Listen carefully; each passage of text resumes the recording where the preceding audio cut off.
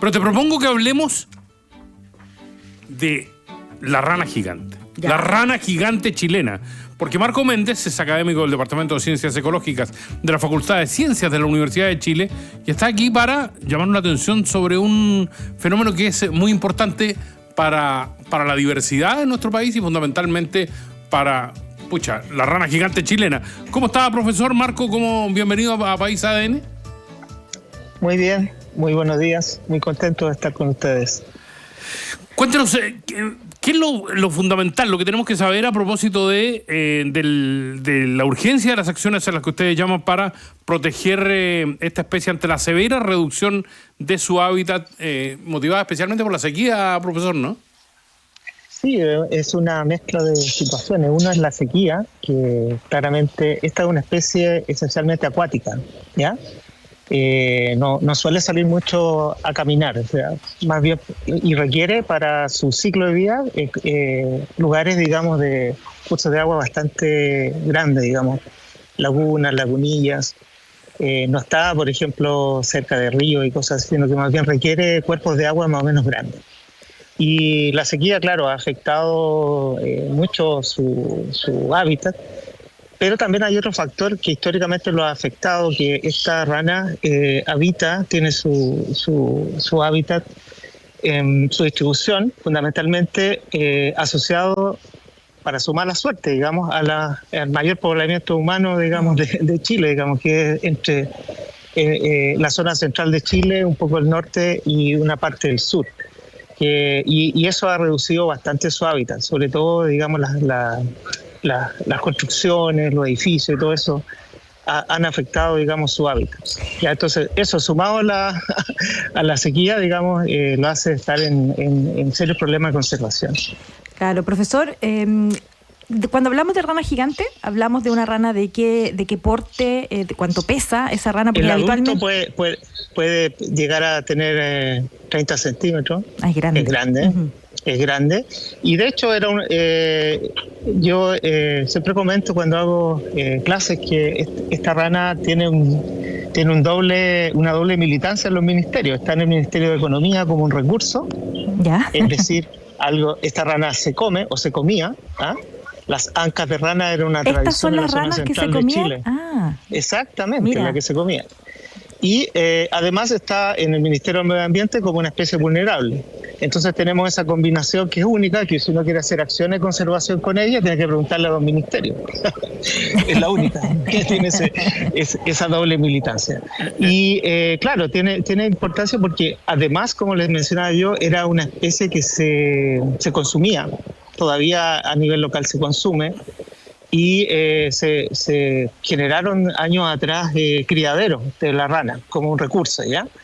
Y bueno, y eso generó algunos problemas porque se tenía la infraestructura, pero esta especie de crecimiento muy lento, entonces comercialmente tampoco era muy viable, digamos, su cultivo. En las viejas cochinas en Talca comía ancas de rana. Claro. En los olivares, sí, pues, al lado de las viejas cochinas. ¿Han comido ustedes? Yo no, pero una vez me llevaron a verlas donde las tenían para la venta, para cocinarlas, digamos, las conozco, por eso no la asocié cuando, es que el nombre científico es Calyptocephalela galli, entonces como que no la asocié a la rana talquina, digamos. Profesor, ¿y por qué se dice que es un fósil viviente? Cosa que me han dicho a mí también. Claro, bueno, a mí también, o sea, somos dos. ¿Ah? ¿Ya? Mire, un fósil viviente es porque esta rana tiene la particularidad de en los árboles que hacemos los especialistas de origen de los anfibios, aparece como en las primeras ramas, digamos. Entonces, esta es una rana que está por ahí por el Gondwana, está antes de los dinosaurios, ¿ah? Para que se imaginen ustedes. Y ahí, en esa época era mucho más grande que lo que tenemos ahora, ¿ah? Era muy grande. Los fósiles que han encontrado, digamos, son ¿Y es endémica de América gigante. Latina? Solo está presente en Chile. Mira. ¿Ya? O sea, si ustedes quieren, súper endémica nuestra. Súper, se pasó. Solo de Chile. Yo quería hacer una pregunta por lo que usted planteó dígame. recién. Es que me pareció interesante esto que usted dice que hay que pedirle permiso a un montón de ministerios porque Sí. pero aquí en el fondo, más que pedirle permiso, tenemos contradicciones entre los ministerios. En el fondo tenemos un ministerio que dice consérvela y otro que dice explótela. Entonces, ¿cómo se puede conversar con eso de alguna manera?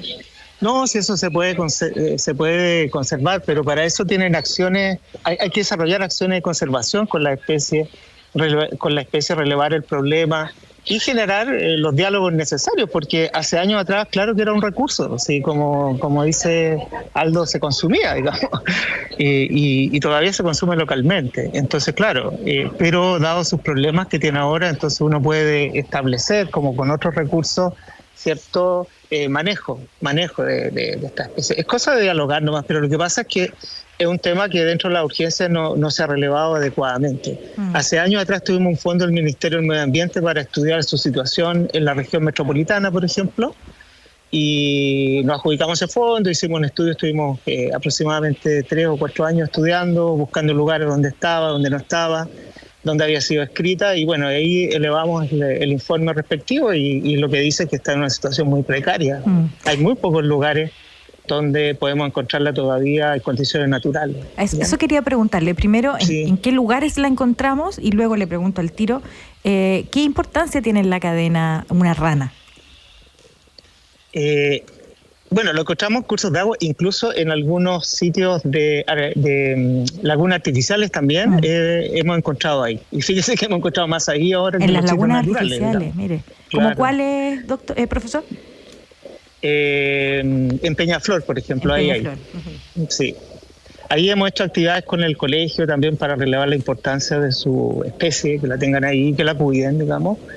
Y es una especie, como les decía, muy importante que tenemos que cuidar. ¿Cuál era su segunda pregunta? Es justamente esa. ¿Cuál es la importancia que tiene en la cadena, digamos, una rana para el ecosistema, para cuidar? Y básicamente, ¿cómo la preservamos, profesor, no?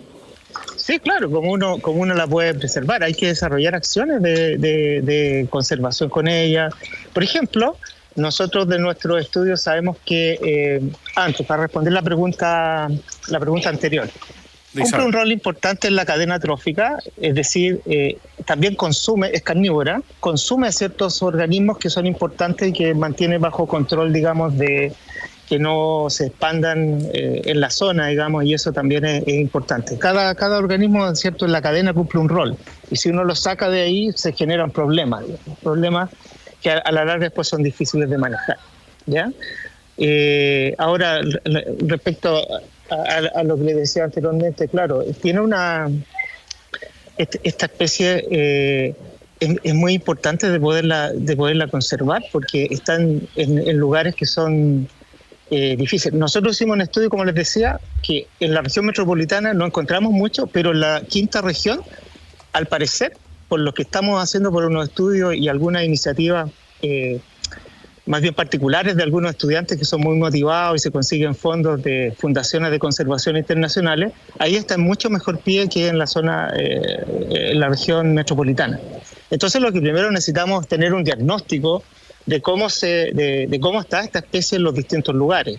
Después necesitamos saber una vez que uno sabe dónde está, cuántas poblaciones desde el punto de vista genético hay, cómo se conectan, qué tan diferenciadas son, de manera de que si hay que hacer un plan de recuperación, de manejo, de repoblamiento, tengamos elementos para poder hacer eso de una manera adecuada, digamos, ¿ya? Así que eso es bien importante.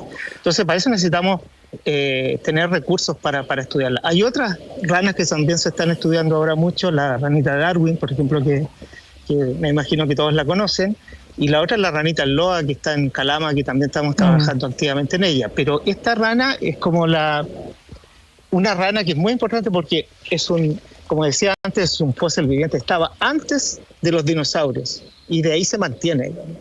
Entonces eso es muy importante evolutivamente, es un patrimonio, así como se reconocen los patrimonios arquitectónicos, los patrimonios, ¿cierto?, histórico, acá hay un patrimonio evolutivo que necesitamos cuidar. Es por eso que es tan importante. Profesor, tenemos dos dudas acá con Isabel. Usted dice que la rana es carnívora. Dígame. ¿Qué diantres come la rana? Come otros peces, come otras ranas, incluso a veces algunos roedores también. Ah, ganaste, Isabel. Porque lo dije, ¿viste? Como ratones, dije. Pero yo decía, claro, que de repente es caníbal, no sé cómo se dice, pero... Es carnívoro, claro. Es carnívoro. Los anfibios en general, claro, tienen esa costumbre, son caníbales algunos. Por eso los juveniles son, los más chiquititos son de hábitos diurnos y los nocturnos, y los grandes son de hábitos nocturnos. Ellos tienen su estrategia para evitar ese problema. La Isabel la encuentra bonita, porque la estamos googleando acá. Usted también, me imagino, porque es materia de su estudio. Yo lo encuentro re fea la rana. Sí, claro, también. Sí, es muy bonita. No, son bonitas las ranas. Pero yo la quiero. Lo que pasa, profe, es que yo tuve una tortuga de mascota cuando chica, entonces yo quiero mucho los reptiles, anfibios. A mí me encantan. Ese es un problema, ¿sabes que ahora que lo menciona Aldo? Ese es un problema bien interesante en conservación, que siempre lo relevamos nosotros. A ver. Que siempre queremos conservar lo que nos parece bonito o más parecido a nosotros. Y ese es un problema que tenemos con la conservación. Y yo creo que esta rana, claro, tiene esa dificultad, digamos, que algunos la miran y dicen, no es muy fea. Yo siempre le digo a la gente, ¿qué les parece, bonita o fea?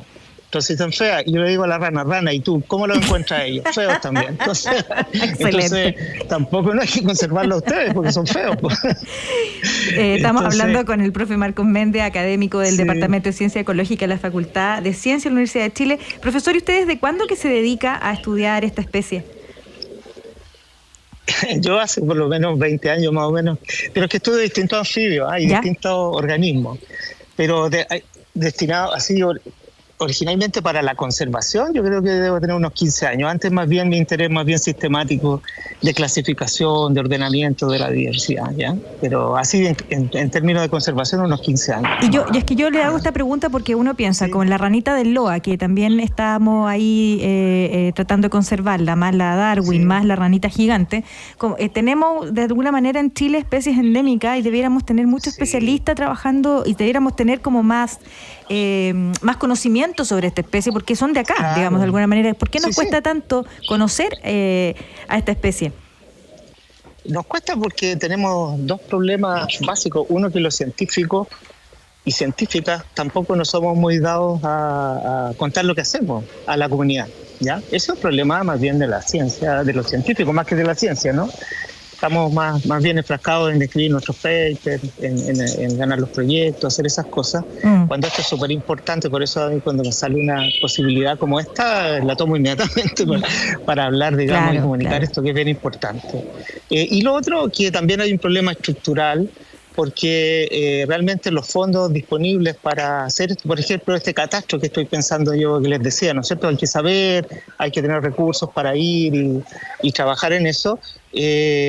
Los organismos, digamos, que financian estas investigaciones no financian, por ejemplo, catastro. La ANIT, en los proyectos regulares que nosotros postulamos, dice bien claro en las bases, estos proyectos no financian catastro. Y entonces, ¿quién los financia? Entonces, la discusión que tenemos los especialistas, bueno, los tiene que financiar entonces el Ministerio del Medio Ambiente, que debiera financiar catastro. Entonces, y ahí hay un problema porque no hay fondos, entonces tenemos ese problema.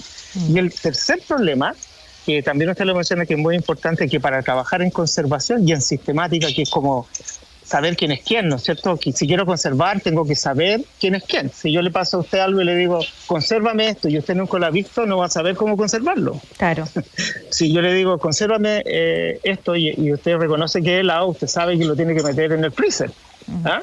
Pero si una verdura, usted sabe que lo tiene que poner abajo. Usted hace una clasificación de eso, ¿no es cierto? Claro. Y a veces, para eso necesitamos gente que nos diga eso, y necesitamos especialistas. Entonces yo digo, en el dilema de la conservación, así como se están extinguiendo las especies, hay otro problema, que se están extinguiendo los especialistas que hacen estos estudios. Claro. Por eso yo se lo preguntaba, porque claro. ¿Usted trabaja también en el CAPES? Sí, también. Claro, que es el Centro de Aplicado de Ecología y Sustentabilidad. Es que fíjese que hay un libro que es muy bonito del CAPES que se llama Manual de Especies e Indicadores de Condición de Suelo, que salió hace poquito. Yo no me pregunte por qué lo conozco, pero lo conozco el libro porque en algún minuto me lo regalaron. Pero yo siento que a veces nos hace falta más literatura sobre las especies endémicas, ¿no? Porque eso ayudaría, o más literatura infantil, o asociar a las especies a un aparte del currículum, que esté como más, porque ahí uno dice, no vamos teniendo cierto conocimiento. A mí me llama mucho la atención las ranas, que son de verdad una especie muy, muy de acá, muy de nosotros. Muy de acá. ¿Por qué te ríes?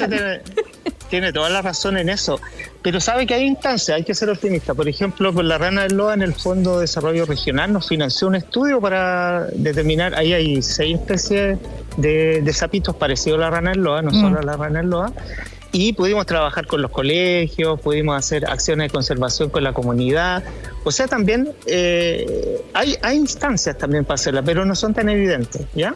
Entonces yo creo que usted tiene toda la razón, hay que hacer todo eso, pero en la zona metropolitana, por lo menos para esta rana y en la zona de su hábitat, hay que hacer, necesitamos más especialistas también, necesitamos más gente que quiera trabajar en esto, ¿ya?